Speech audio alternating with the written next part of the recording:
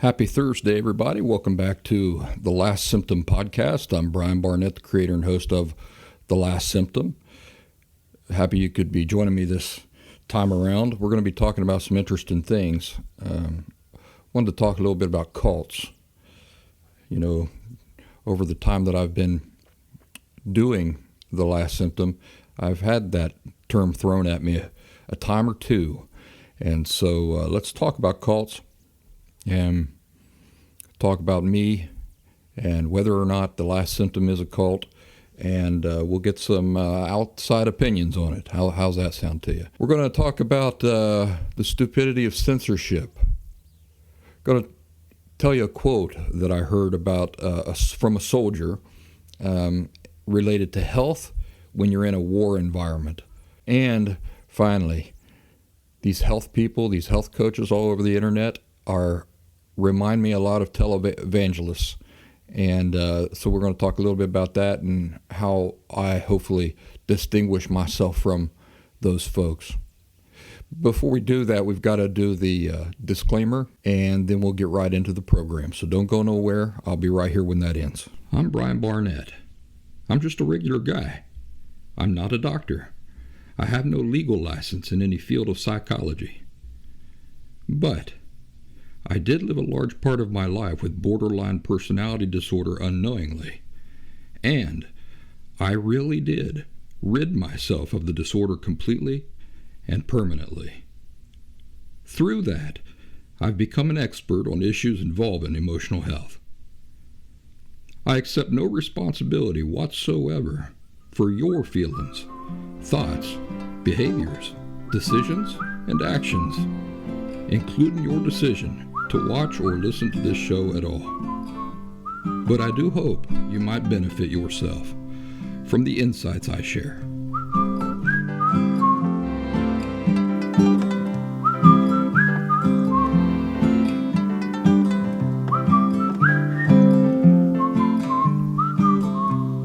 All right, let's do some announcements. TheLastSymptom.com, that's my website full of free and paid resources. I hope you'll go over there and take advantage of what's there. Got the Last Symptom Fundamentals course. That's a 2-week intensive pre-recorded course that you can enroll in by going over to thelastsymptom.com and check that out. It's really an insight-heavy program that a lot of people have benefited from at this point. Our online community is on the Locals platform. You can join by going to thelastsymptom.locals, LOCALS.com, or by downloading the really nifty locals.com app from the App Store and then just searching for The Last Symptom by Brian Barnett within. Listen, I'm going to tell you that you're going to see a lot of, when you go to download that app, you're going to see a lot of faces and names of people that perhaps you completely disagree with, because it attracts a lot of political people onto the platform. And I just want to say I'm not associated with them at all. I'm completely politically neutral. And so the content and the things we talk about on our group have nothing whatsoever to do with any political ideology. We strictly talk about emotional health things. And so if you'd like to join us, don't let any political figures that you might have great contempt for, who they might be highlighting or showcasing on that app, don't let that scare you away from our group on Locals. I chose the Locals platform for free speech out of free speech interests. And so that's the only reason I picked it, along with its really nice user-friendly design and those sorts of things. But I was thinking about that the other day. It's a shame that Locals really showcases so many of their political users, because I think that's it's a tremendous app, and it's just a shame that they would exclude I don't know if it's just out of complete ignorance or what, but exclude exclude a whole group of people with a different type of ideology and stuff. And they don't really exclude them because, anybody can join the group. Anybody can go on to locals and create their own community and stuff like that. What I'm saying is that by showcasing these really well-known and often divisive political people and not doing enough to showcase other types of groups and stuff on that platform, they give the wrong idea that it's a certain type of place for a certain type of thing. And when the reality is that you could create a group there on there for around any topic, and I think they need to highlight that more. But anyway, there's my little spiel about that.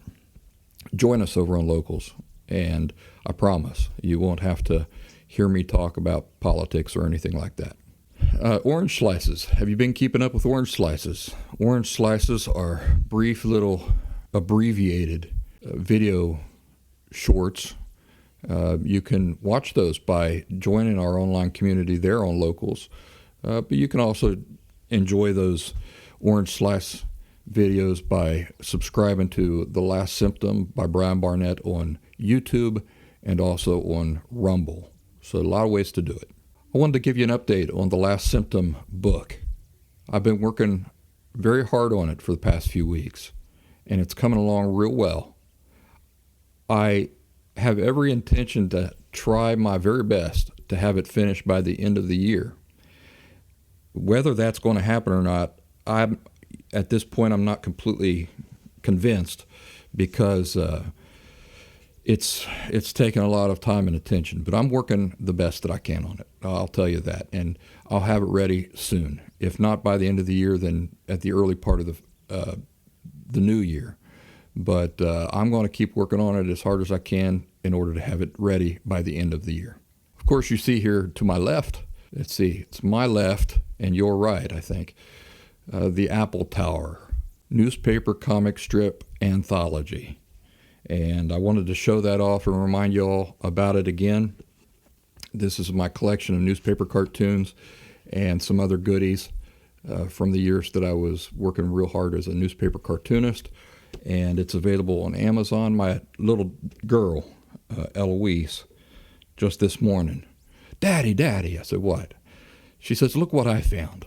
And she had downloaded the Apple Tower electronic version to her Kindle or her device, and she was pretty excited about that. I said, you know what, I think I can get you that guy's autograph. She thought that was real funny. So anyway, the Apple Tower, all the kinks have been worked out. It's ready for purchase in paperback here on Amazon. Just look up the Apple Tower comic or the Apple Tower by Brian Barnett. And the reason why I'm telling you about that here on The Last Symptom is because any way that I generate money supports Last Symptom. And we'll leave it at that. I'll just leave it here as a reminder as the program goes on. For those of you who are watching instead of just listening, you'll keep seeing that and hopefully run over and take a look at it and consider purchasing your own copy, either in paperback or in electronic format. Let's talk about the stupidity of censorship. I was watching these little videos the other day, and it occurred to me that I hear all sorts of people, grown people, young people alike, using this term to unalive somebody. And I said, well, that's ridiculous. It's stupid. Why are they saying that? So I went on a search on the internet to find out why people suddenly everywhere are saying this, unalive somebody, when obviously what they mean is to kill somebody, or somebody killed themselves or whatever. And what I found out is that it's because of censorship. Certain platforms on the internet don't like the word kill and words like it. So what they do is they'll throttle or they'll even ban you from their platforms for using those terms. The fact that a word like unalive, to unalive somebody, exists at all should really highlight just how idiotic censorship of any type is. The only thing it does is it forces people to, like children, to find lookarounds or workarounds for talking about the same thing. And probably the stupidest thing I've ever seen in relation to this unalive somebody is when I was doing that research on the internet, I come across an article by, I don't know who, but they were quoting the professional psychological community saying that this term unalive might actually help people, young people, discuss ideas of suicide and things like that. Why is that so stupid? The reason it's so stupid is because of denial. You remember what denial is? It's any time that our feelings determine things for us. Denial is an emotional aversion to looking at something right in the face and accepting what it is by looking at it directly right in the face. So let me ask you, anybody from the professional community who embraces denial, in other words, don't look it right in the face. Let's talk about it in pretend ways so that you don't have to look at this thing straight on. Anybody doing that with their clients, are they really helping anybody? They're not helping anybody. The source of problems for unhealthy people is an emotional aversion to seeing what is there. You know, in my case, it was, for example, an emotional aversion to seeing my father as an abusive person. An aversion, it really made me emotionally uncomfortable to look at my father and see him and see his abuse as abuse. I thought it was just love. That's the way love behaved, and he didn't want to behave those ways, but he loved me, and this was not abuse. In fact, if somebody were to suggest that he was being abusive, I would outright reject that because it made me feel that bad to think of my father that way. So that was the way that it manifested. That was just one of many ways that it manifested in my case. But really, so what was the solution eventually to me getting healthy? It was me looking at uncomfortable things and seeing it for what it actually was. Coming to accept that it is what it really is rather than what I would prefer for it to be. So when we're talking about like suicide, death, those sorts of things, and because it makes people uncomfortable, you've got somebody who's trying to help you, supposedly, who is embracing denial by allowing you, by enabling you or their clients to not have to look at a thing directly. Are they doing anybody any favors? Of course they're not doing anybody any favors. So that's the stupidity of censorship. When you force people or you punish people for talking about a certain subject or using a certain word or anything like that, what do? They just go around it. In fact, I think about the N word. All right? No, you're not going to hear me say it. But I think even that is absolutely ridiculous because we all know what I'm talking about, don't we? When I say the N word. So if we all know what that means, why is it currently acceptable for me to say the N word, that phrase, but I can't talk about the word itself, the one that I'm referring to and we all know I'm referring to? Why can't I have a discussion about that word and use the actual word? Because people are idiots. That's why. People are idiots, and there's a whole big portion of society that thinks that censorship serves some purpose when it does not. Even that word, the N word, to have an actual conversation about that in an adult way, in a healthy way, would require for adults to sit down and discuss it like adults. But no, we got to be like children and talk around it and things like that, which of course is just denial also.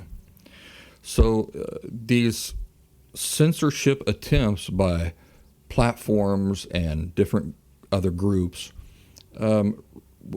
one effect of it is it results in self-censoring, doesn't it? Like, for example, me talking about the N-word. That's an example of me self-censoring, because it's just not worth the trouble in my life to say the word that you all know that means. And, of course, it's an upsetting word. I recognize that it's a very upsetting word in ways that I probably can't even fully comprehend. Still, censoring and self-censoring is not the answer for anything. Nothing gets resolved that way. Nothing gets truly discussed in fullness that way. And again, the result is that it doesn't keep people from talking about a thing. It only causes people to really immaturely talk around it instead. I saw on the internet the other day, I was reading an article, and this thing popped out at me, hopped up and bit me right on the nose. It was so perfect the way that this soldier was talking about this. But the question that somebody had asked him was why soldiers smoke so much when they're on duty, when they're in war zones and stuff like that. Why do they smoke? Don't they know that that's bad for them? Why do they drink so much? Don't they know that that's bad for them? Well, this soldier, he went on to talk about how, for example, if you were out on the field, if you were out on the battlefield, you absolutely could not drink alcohol. That was a big no-no. But as soon as you got off the battlefield, then you were drinking all kinds of alcohol. While you're on the battlefield, you're smoking like cartons and cartons of cigarettes. So I thought it was an interesting question. Now, here's what he said, which really caught my attention. Imagine yourself. This isn't the quote yet, but I'm asking you. Imagine yourself fearing for your life, out on a battlefield, hiding behind some hill or something, gun in your hand, you're at risk of dying at any moment. Kind of consider what you'd be feeling and experiencing during that time. And here's what he said. He said, when your life is at risk of ending at any moment right now, any concerns of possibly developing cancer 40 years in the future just isn't a priority. Now, I've paraphrased that, but the reason why that caught my attention so much is because that's the way I felt during my big borderline personality disorder crisis. I was at the low of lows, and there are certain behaviors from that time that I regret now. But I remember thinking at the time, it's not my priority. Worrying about this thing or this other thing, it's just not my priority. I had just had this tremendous crisis in my life, which revealed to me that I was living with some tremendously, really powerful psychological issues. I was also disillusioned. So there were a lot of things in my life that I was certain of, that I was certain was one way, and I just had the rug yanked out from underneath of my feet. And I was in this period of time in my life where I didn't know about anything. I wasn't certain about anything, because everything I had been certain about had been revealed through this emotional crisis of mine to be completely not what I was certain everything was. And so it was kind of like a period of limbo.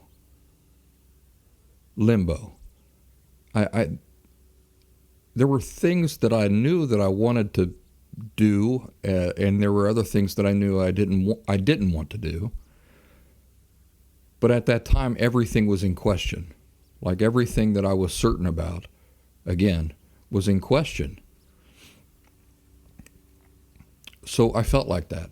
I felt like I'm not going to worry too much about things I do right now, because everything's a big question. I need to establish some very fundamental things first, before then it makes sense for me to start caring about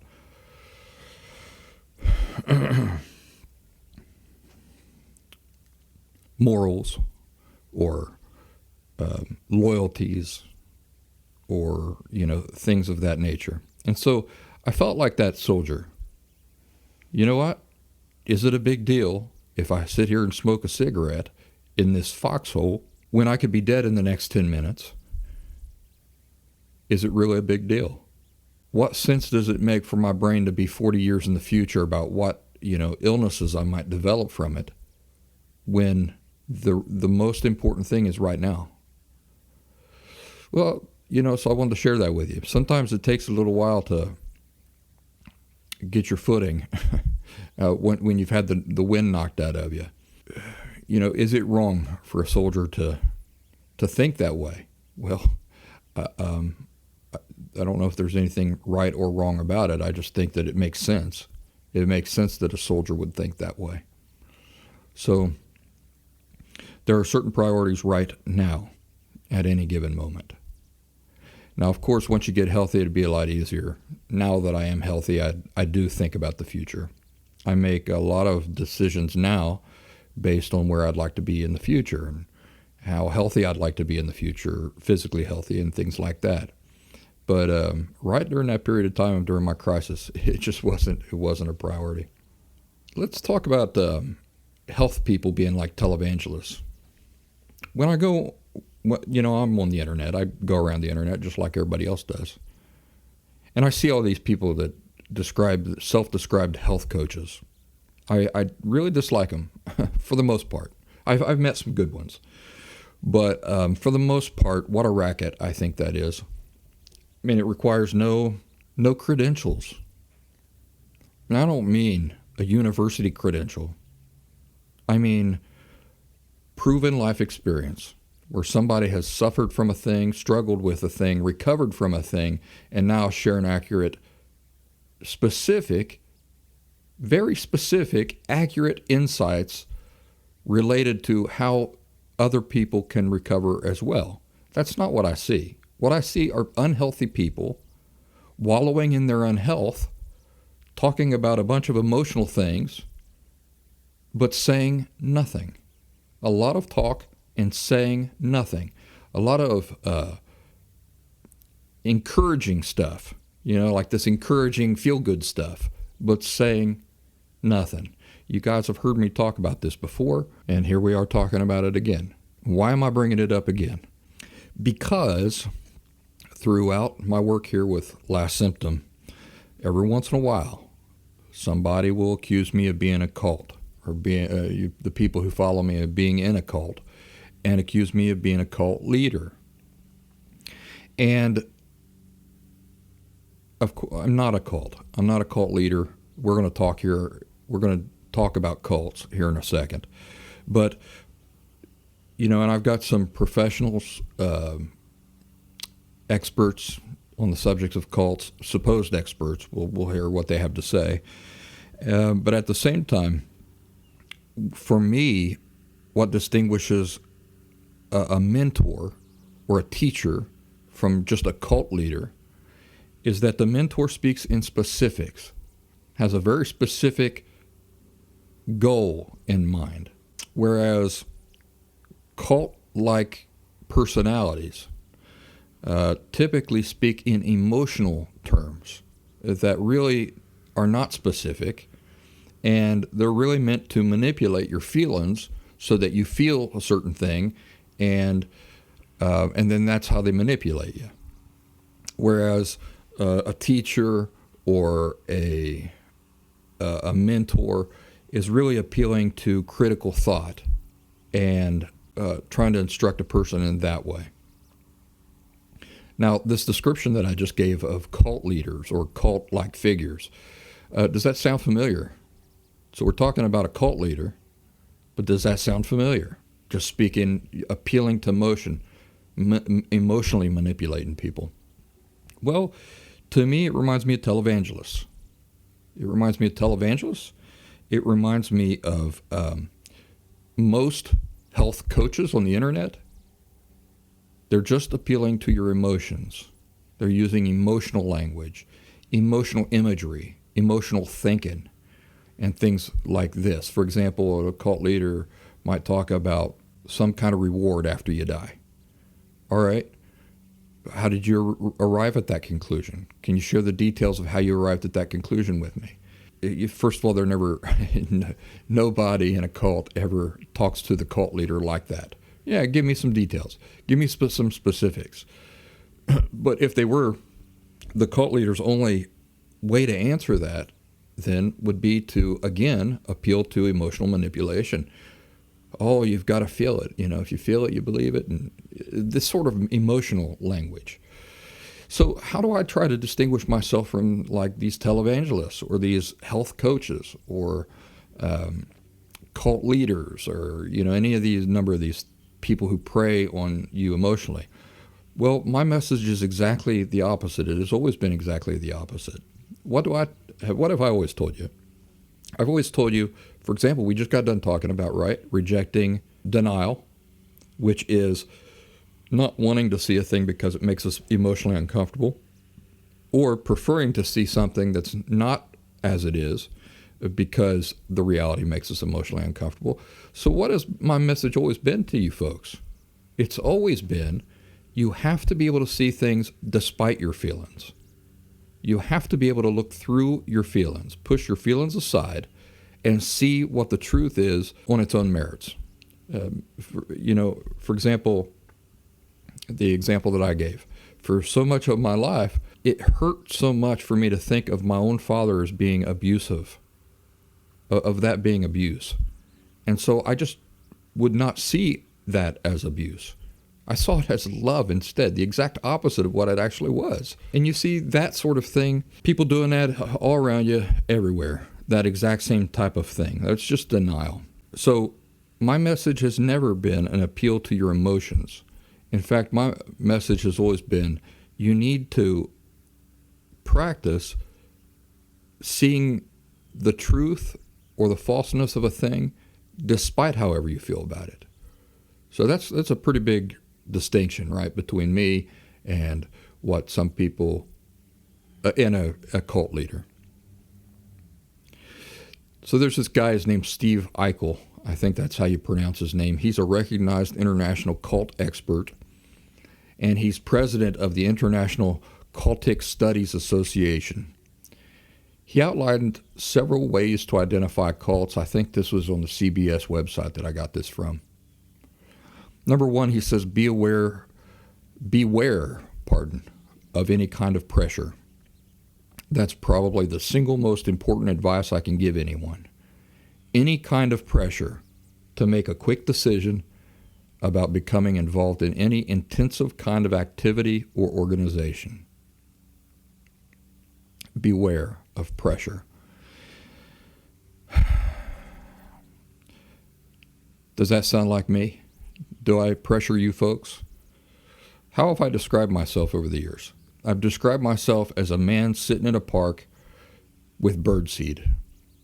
And I spread the birdseed out, and those who want the birdseed can come, the birds that want the birdseed can come and get the birdseed. Those that don't want the birdseed are free to keep moving on. That's been my approach from the very beginning.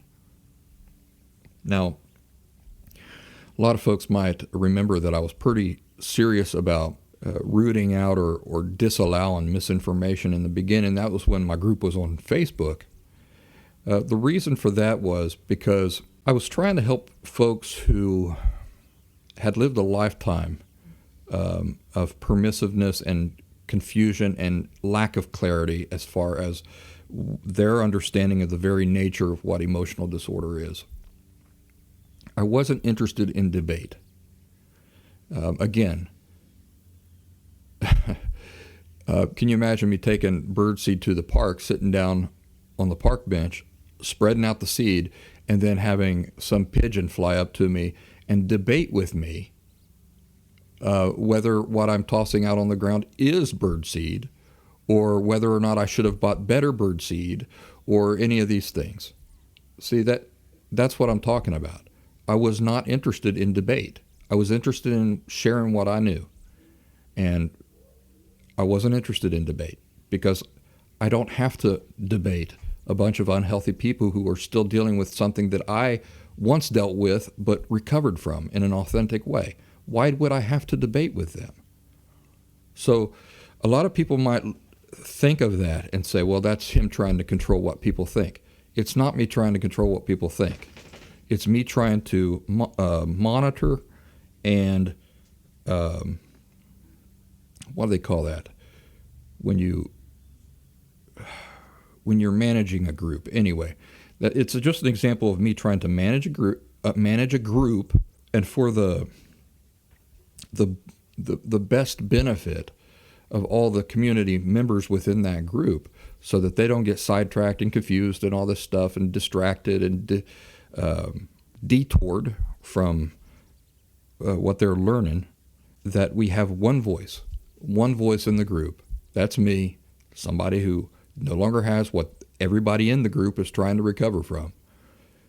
One voice explaining how I did it. So I didn't need a lot of other voices in the group saying, no, you do it this way, no, you do it that way, when they have no qualifications for that kind of talk. These are people who are still suffering from what I'm no longer suffering from. So that was my reasoning for that. I don't do that as much anymore. On our new group, on locals, I'm much more permissive because the fundamentals of the things that I teach have kind of been established now over the years. And so I don't need to work so hard to keep this disinformation and misinformation from spoiling or drowning out the accurate information that I'm trying to share as far as authentic recovery from emotional disorders go. Anyway, back to this Steve Eichel. He says, beware of any kind of pressure.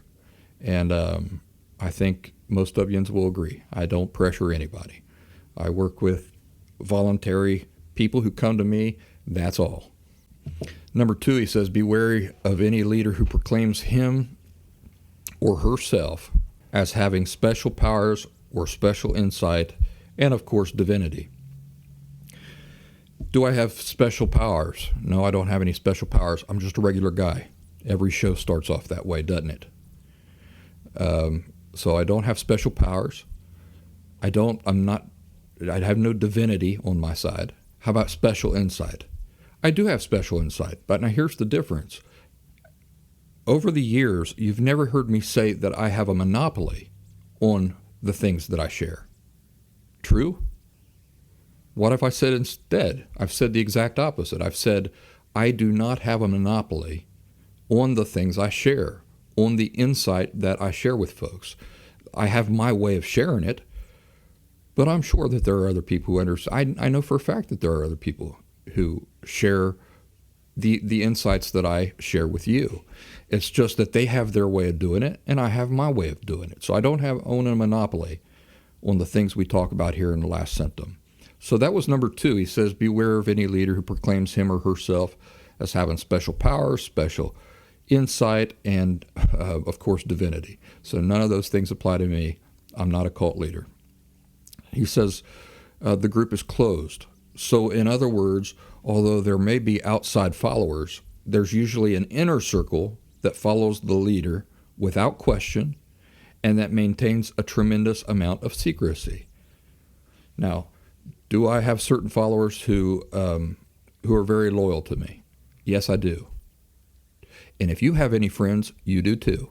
So that applies to almost everybody on the earth. But we're not talking about that in a vacuum. Notice what he says. There's an inner circle that follows the leader without question and maintains a tremendous amount of secrecy. We don't do that. I do this show every week. Our group is open to anybody who wants to come in and anybody who wants to go out. So, there's nobody probably more transparent about my work, my personal recovery. I've shared details that I would prefer not to share with people, but I have shared those.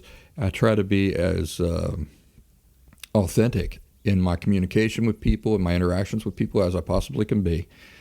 And so there's nothing secret about what I do. And there's nothing secret about what goes on in our online community. I would love for as many people as possible to come and check us out. Spend a day, spend a week. If you don't like it, you can go. But, our group now has like 5 years of wonderful media and articles and conversations and things like that in the bank. So at this point, our group is like a really wonderful library for anybody coming in new. A library just of more information and insights regarding emotional health recovery than you could probably ever have time to go through in its entirety. Steve Eichel says that the group uses deceptive means, typically to recruit new members, and then once recruited, will subject its members to an organized program of thought reform, or what most people refer to as brainwashing. All right, well, that's kind of a tricky one because inherently, recovering from an emotional disorder involves thought reform.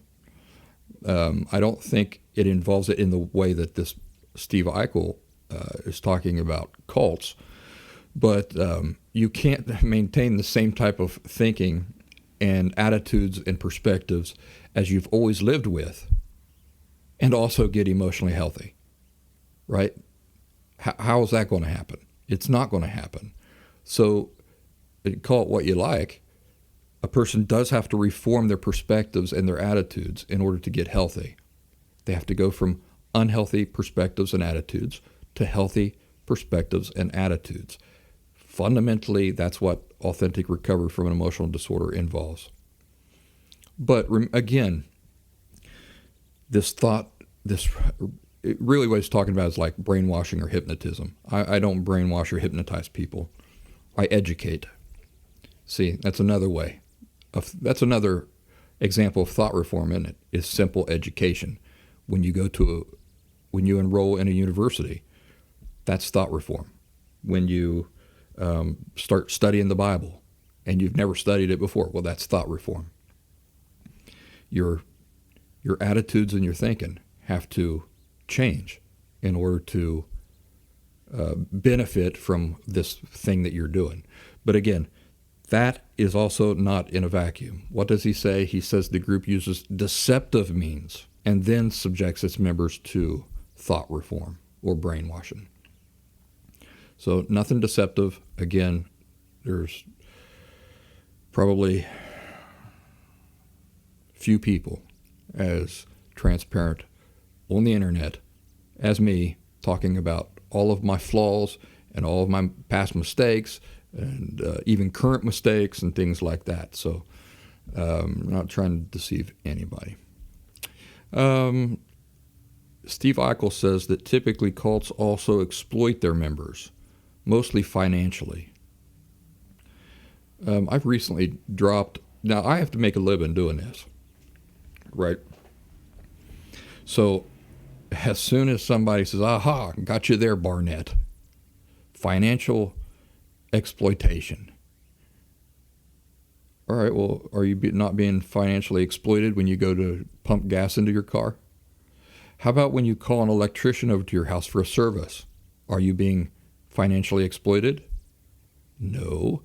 The electrician is providing you with a service and you're paying for the service. So any income I get from Last Symptom is simply payment for service. Payment for a phone call, you're really paying for my time, right? Paying for my exclusive attention and time. So that is the service. And along with that attention and time, then I share certain insights that I've gained along the way in my own authentic recovery. But still, that's the transaction. I'm not exploiting you financially. I'm not, I'd have to do some more research to see exactly what he means by that. Within the group, they'll exploit members financially, psychologically, emotionally. Well, there's the emotional thing then, again. And I think probably that's what it is. In order to exploit you financially, what a cult leader has to do first is he has to exploit you emotionally. Again, I'm not somebody who encourages you to be emotional. Your emotions are neither good nor bad, right or wrong.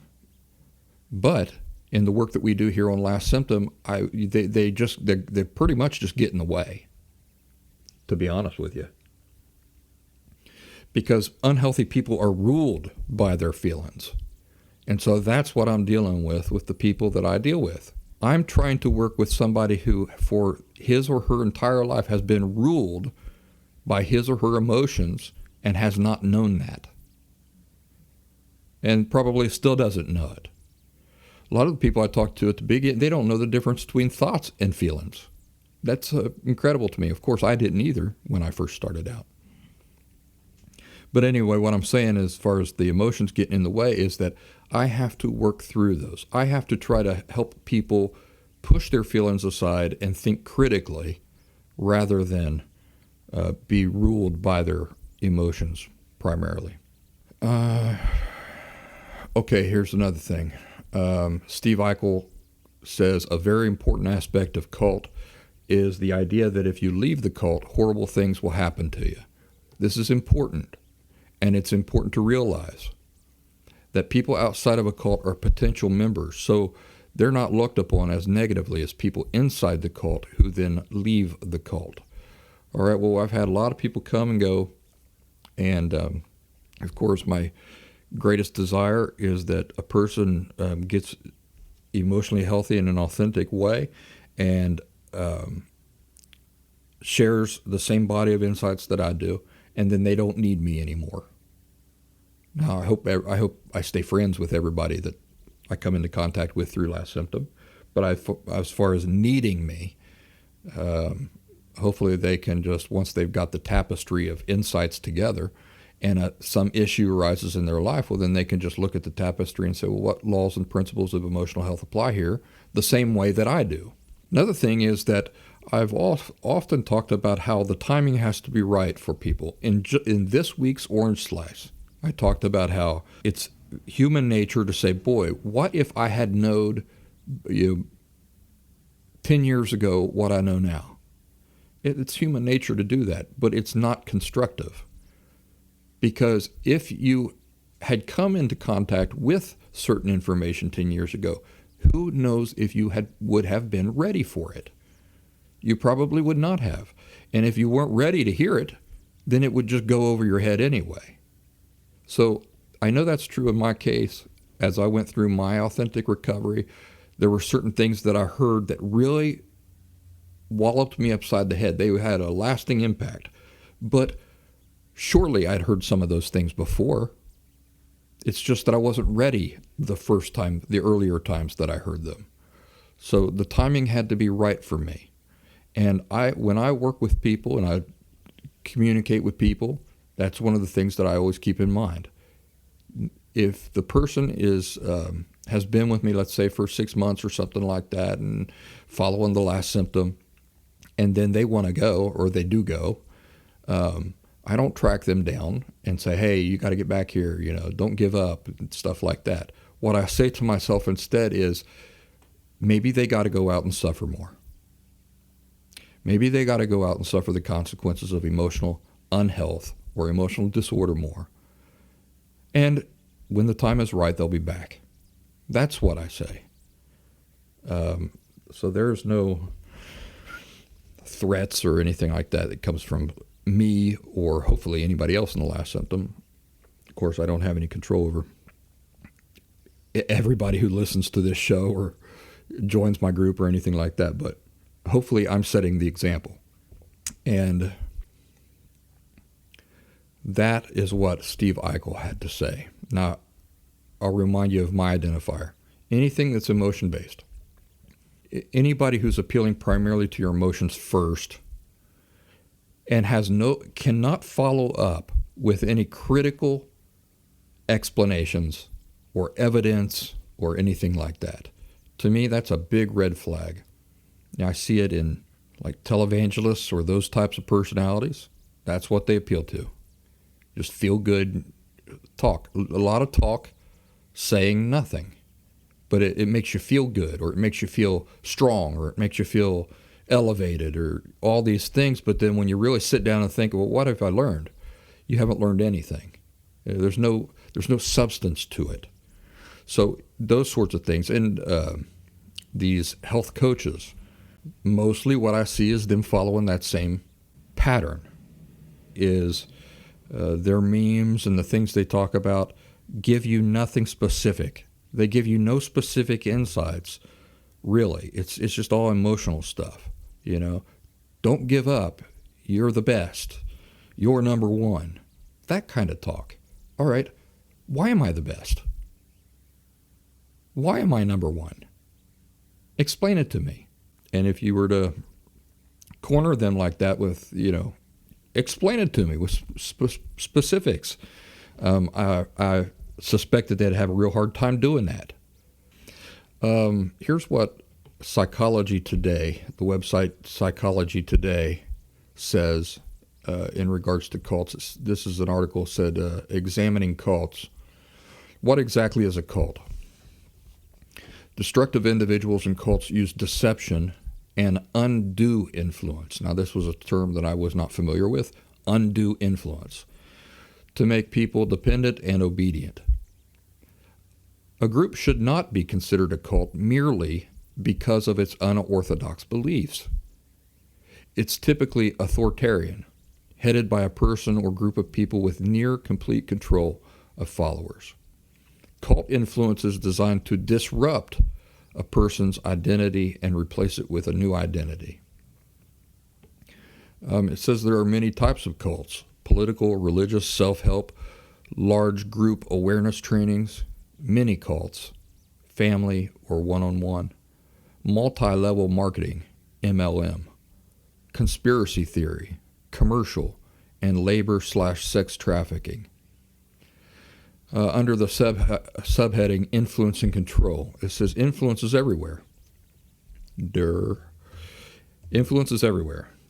Parenting, relationships, which includes friends, family, and community, media, advertising, film, social media, education, politics, business, religion, psychotherapy. These are examples of where there's influence and influence. Psychology Today says influence can be enormously positive and helpful as well as detrimental. It's important to recognize the difference between due and undue influence. All right, so this is what I was telling you. It was a new concept for me. I'd never heard of these terms. Due influence involves informed consent, your choice, right to question, listening to your inner voice, freedom to interact with anyone, free will, and freedom to leave. Now, do I encourage people to question me? I do. What's my only qualifier? What's my only qualifier for people to have to question me? It has to be sincere. So I encourage people to question me. It has to be sincere. It cannot be a question that is simply by design meant to argue. Some people just argue to argue. That's the whole reason why they ask a question. They're not truly curious. They don't really want to know the answer. They think they're already satisfied that they have the answer. And so if a person is already satisfied with that they have the answer, and their mind is not going to be changed because they think you're an idiot and they think that they're the master over this subject, why would they ask you that question? Is it because they really want to know the answer? Of course not. They don't want an answer. They want to argue. And so my qualification, the qualification for my time, is that people can ask me all of the questions they want to ask me if they're sincere, if they're being genuine with me. But if they have some ulterior motive for asking me questions or wanting to debate me, which does not involve in any way them wanting to learn, then I've just chosen not to have those types of conversations. So there you go. People are allowed to ask any question. I want people, if they have some doubt or they're uncertain about something or they don't see, let's say that I'm talking about the topic of denial and they don't understand something that I'm saying about denial, I want genuine people to stop me and say, I don't get it. Help me understand, what do you mean by this? Or, well, how's that different than this other thing? Or, how can you be sure about that? And things like that. But I don't want to debate just for the sake of debating. I don't want to argue with people who are not interested in self-improvement or in recovery or anything like that. They just want to argue. I'm not going to do that. So that's due choice, right? Informed consent, your choice. You have a right to question, freedom to interact with anyone. You have free will, freedom to leave. What is undue influence by contrast? Well, according to this Psychology Today, undue influence means that it's deceptive and manipulative. You are not allowed to question, and your inner voice is suppressed. I don't know what they mean by your inner voice. Are they just talking about your feelings? Like how you feel about being in that situation?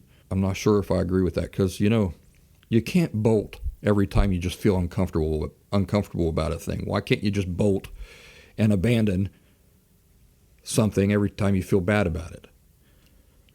Because that's another aspect of authentic recovery is, again, looking uncomfortable things right in the face and instead of running from them, dealing with them. So, of course, in any authentic recovery setting, there are going to be things that make the person who wants to get healthy uncomfortable. Well, what happens if you're this inner voice that they're talking about is this discomfort thing? Well, I don't feel good about this. I feel uncomfortable. I don't want to talk about this.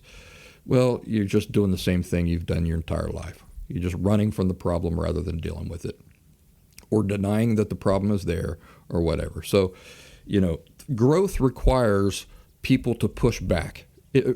Growth requires pushback. All growth requires pushback. Otherwise, you just sit and you simmer. You don't grow at all. So I don't know about this Psychology Today using that inner voice stuff. Your inner voice is suppressed. It includes isolation and control. Okay, so there we're going to something I can agree with. A cult tries to isolate you and control you. Fear and coercion and enslavement. It says undue influence, this undue influence term that I'm just now getting familiar with, can present as subtle. For example, you're given the illusion of informed choice and control. It says more and more I'm seeing clients who have been abused by use of hypnosis and NLP, neuro-linguistic programming, especially by who? Who do you think that they're going to say? By who? By unqualified, quote-unquote, life coaches. Those life coaches, man, you got to be careful. Just ask yourself, what is the substance here? Is it just emotional blabber, or is there substance to what I'm being told here? Am I learning anything? And do that with me too. Do that with the Last Symptom. Is he just making me feel good? And there's not too many people who will accuse me of that. There's one of our Last Symptom members on our group a while back said, I'll never forget the first phone call I had with Brian. I spent like 20 minutes talking about all my problems and how terrible life was for me and everything. And then at the end, there was a silence. And then Brian finally said to her, I've heard worse. But, that's me putting it into context. I don't want you to just wallow in your misery. You have great control over what you allow yourself to think about and how you choose to think about things. To give you an example, I have another member of our group who lives out there in Africa. She just got her new apartment, and she doesn't have a bed. She doesn't even have a mattress. She has a hard floor. You know what she's sleeping on every night? She's putting down a shirt, like a spare shirt that she has, and a spare pair of pants, and she's sleeping on top of that, on the hard floor. Now, why do I mention that? Because I may get up in the morning and think, boy, my bed's too hard, my back hurts, and think I have things to complain about, until I remember this person that doesn't even have a mattress, doesn't even have a bed. It's hard. It looked like hard tile is what it looked like she's sleeping on. Kind of puts things into context, doesn't it? So what is that an example of? Does it mean I have no problems whatsoever?